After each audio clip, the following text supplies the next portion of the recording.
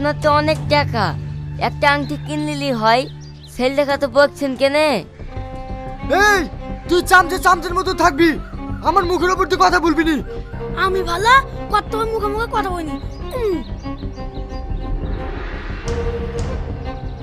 কর্তা বাবু, আংটিটা যখন হারিয়ে গেছে বলি আর চিন্তা করেন না। চিন্তা করবি না মানে? এই বল, নদীতে যখন গা ধুইতে গেছিলি তোর সঙ্গে আর কে কে ছিল? আমার সঙ্গে খালি বিশুই ছিল, আর কেউ ছিল না। তার মানে বিশু, আংটিটা তুই পেয়েছি না? না করতে বাবু, আমি আমার মরা ভাইয়ের দিব্যি কেটে বলছি, আমি আংটি পাইনি।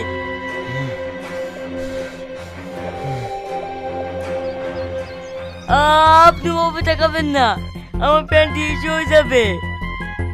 না আব্বা, বিশু আংটি পাইনি, ও সবসময় আমার কাছেই ছিল।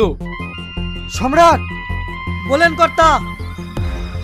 গ্রামের সবাইকে জানিয়ে দাও, কাল সকাল 7টার সময় যেন নদীর ধারে সবাই হাজির হয়। থাক না আব্বা, সামান্য আংটির জন্য গ্রামের সবাইকে ডাকার কি দরকার? চুপ! ওই আংটিটা তোর কাছে সামান্য হতে পারে, কিন্তু ওই আংটিটা খুঁজতে গেলে আমাকে যা যা করতে হবে আমি তাই তাই করবো। এই সম্রাট, যাও। ঠিক আছে কর্তা বাবু।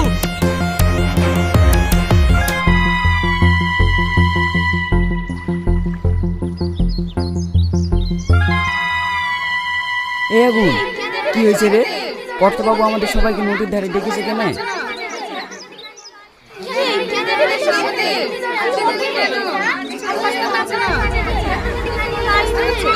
এই চুপ কর, একদম কেউ কথা বলবি না, এক্ষুনি কর্তা বাবু আসছে। আমরা কেউই বুঝতে পারছি না আপনারা কিসের জন্য আমাদেরকে ডেকেছেন। সে কইবে তোকে দিতে হবে নাকি? চুপচাপ এখানে দাঁড় থাক, কর্তা বাবু আসলেই বুঝতে পারবি।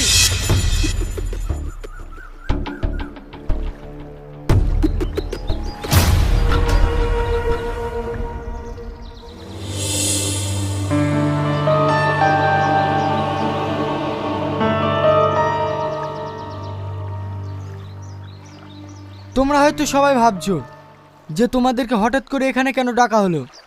আমি আমার বউকে অনেক ভালোবাসতাম। সে 12 বছর আগে এই নদীর পানিতে ডুবে মারা যায়। তার স্মৃতি বলতে একটা আংটি ছিল,